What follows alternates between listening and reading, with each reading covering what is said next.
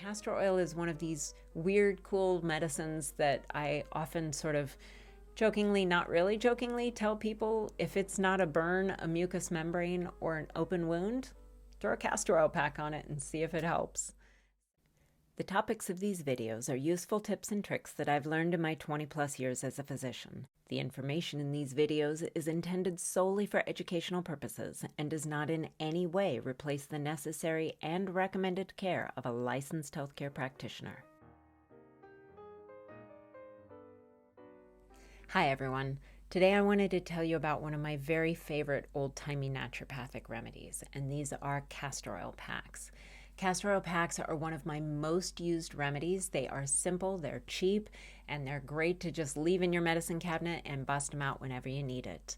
You can do castor oil packs for musculoskeletal pain, so back pain or neck pain, tension headaches, joint pain, arthritic hand pain, knee pain. You can use it over the belly for constipation. You can use it over the low belly for painful menstrual cramps. You can use it over the liver even for detox. Although, two cautions with using it for the liver for detox. One is if you're taking any medications, please talk to your doc before you do any liver detox, because that can kind of affect your medication balance in your body. And then the other thing is that if you're not having at least one bowel movement a day, I'm not a big fan of doing a big liver detox, because when you detox the liver, you're pushing all of those toxins into the stool to be carried out of the body.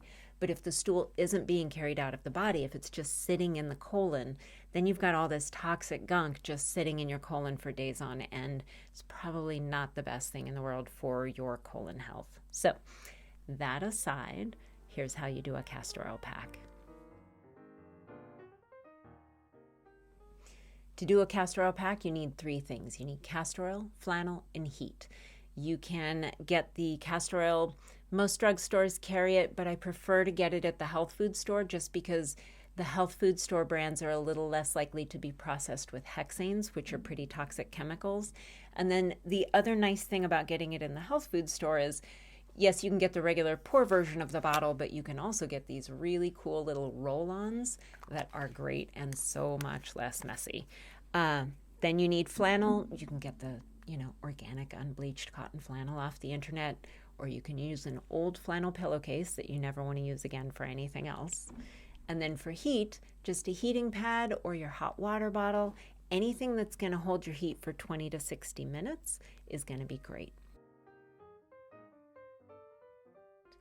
If it's an acute injury and you can't use heat, just do this without the heat. Works well as well.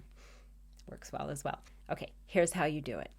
First, you're going to apply a nice thick layer of castor oil to the area that you're going to treat, just directly onto the skin. A lot of times when you look online, they'll tell you to soak the flannel in the castor oil and then apply it to the skin. I don't recommend that. That is a drippy, goopy, disgusting mess.